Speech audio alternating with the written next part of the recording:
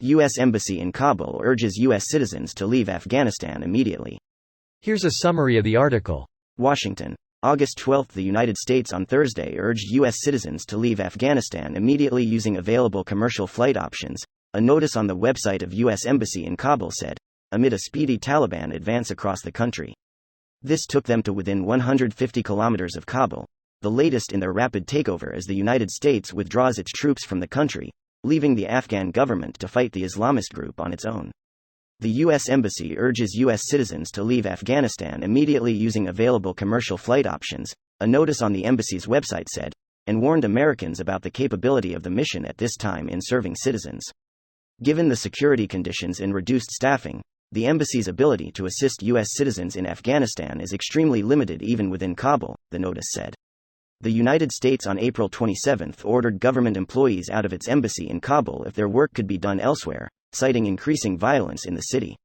State Department spokesman Ned Price earlier this week said the official posture of the embassy has not changed, when answering questions about whether an evacuation of the embassy is more likely. He added that Washington was evaluating the threat environment around its embassy in Kabul on a daily basis. This post received a score of 5,400, with an upvote ratio of 98%. Here are the top comments in response to this article. US and UK moving in troops to secure the evacuations. Couldn't make it more clear they think the Kabul government is on its last legs if they tried. If you have a camera and are near the US Embassy roof, keep an eye out for choppers, you might get the chance to snap another iconic photo. It's Saigon 2.0 at this point. Lashkar Gah and Kandahar seem to be at this point mostly captured by Taliban, and there is a complete collapse of the ANA with videos of them just pulling everyone out in convoys. Kabul probably does not have too much longer. Me and the boys held down Lashkar Gah. All that bullshit for naught. What can ya do? We used to kick it from Marja to Kajaki, I feel ya. Silver lining, it's cool to listen to the news and be able to know the area and where troops are fighting and advancing and whatnot. The silver lining is that large cities are falling so quickly that civilian casualties are minimal. Till the executions start again. Don't forget the violent gang rapes, sodomy, sex slave trade, and the list goes on and on. Fucking savages, not all Afghans, just these Taliban fucks. Greater than not all Afghans, just these Taliban fucks. It's not some small fringe part of the population though. Afghanistan has always polled on the more extremist side when they are asked questions about how sympathetic they are to the hardline Islamist positions.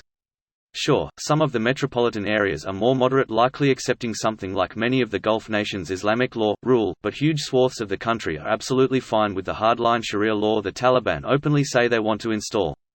Hasn't this always been the case though? Afghanistan has always been way more tribal, had never really had a strong sense of nationalism.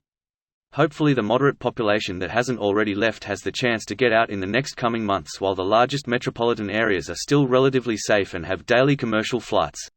If the Taliban wasn't that popular, the Afghan government wouldn't be collapsing so quickly. It hasn't been even 90 days since the withdrawals ended.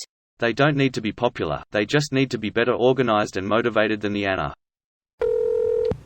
4 trillion well spent. It's a good thing we didn't need anything like affordable healthcare, or roads and bridges over the last 20 years. I've been having heart problems lately but no insurance. I'm just hoping I die soon tbh. It'll make my life a lot easier. Man, get on state insurance. Depends on the state. Some don't find their state insurance worth shit. This video was automatically created by Reddit to speech.